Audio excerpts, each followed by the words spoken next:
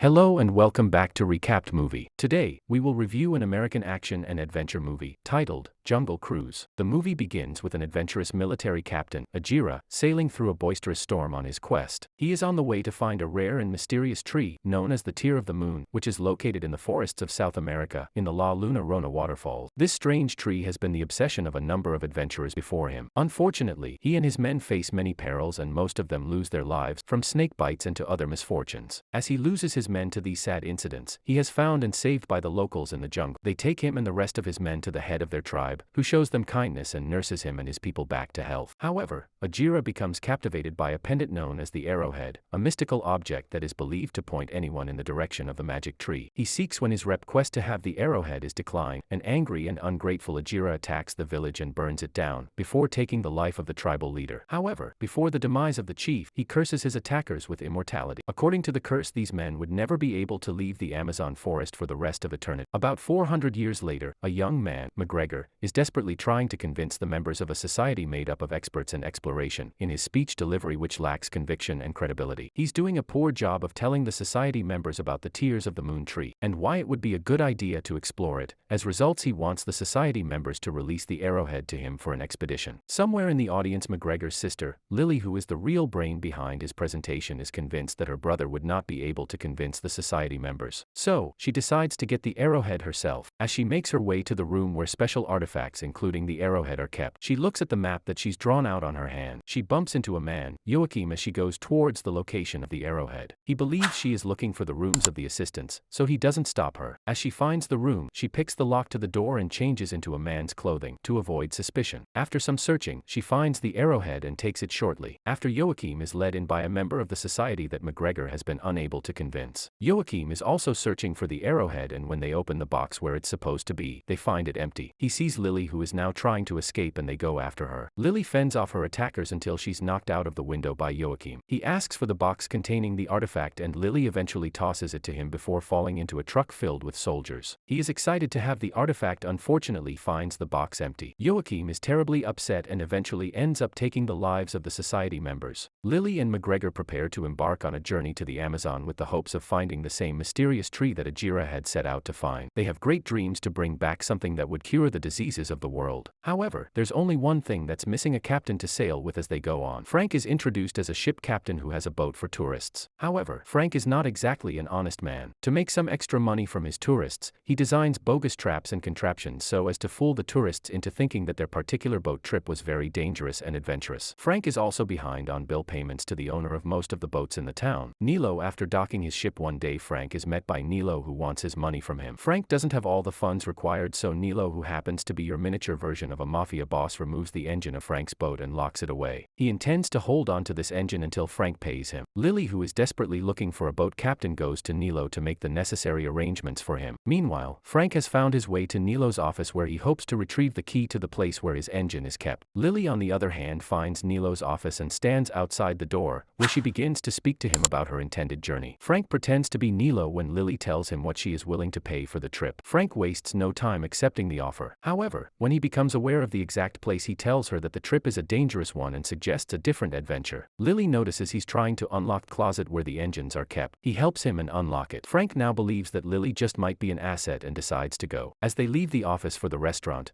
McGregor comes along with Nilo. Lily is upset at Frank for attempting to deceive her. As she rises from her seat, Frank sees the arrowhead and is convinced that he wants to go on this trip with her. He reduces his price and continues to do so, but Lily does not budge. Suddenly, a jaguar walks into the restaurant. Nilo says a short and faithless prayer before disappearing, not even waiting to see if his prayers would be answered. Frank fights off the animal until it leaves. Lily then decides to go with Frank. Frank prepares to sail off with McGregor and Lily. She's kidnapped by some locals acting under the instruction of Joachim. Fortunately, her captivity doesn't last very long as she manages to escape and joins Frank on his boat. When Joachim discovers that Lily has escaped, he brings his submarine to the river's surface. Joachim is an obsessed soldier who believes that the petals from the tree would bring Germany victory in the First World War. As he shoots bullets and torpedoes at them, Frank manages to steer their boat clear of the danger. However, he ends up destroying a number of Nilo's boats. On the trip, Lily is really demanding and insists on specific routes, but Frank always finds a reason to suggest an alternative. One night McGregor retires early to bed but soon finds himself running to the deck of the boat in terror. The same jaguar from the restaurant is seen coming after him. As the big cat pushes him to the floor of the deck, it begins to lick his face. Puzzled by this strange behavior from a big cat, Frank reveals that the jaguar is actually his. Lily, of course, is angry again at the dishonest ship captain.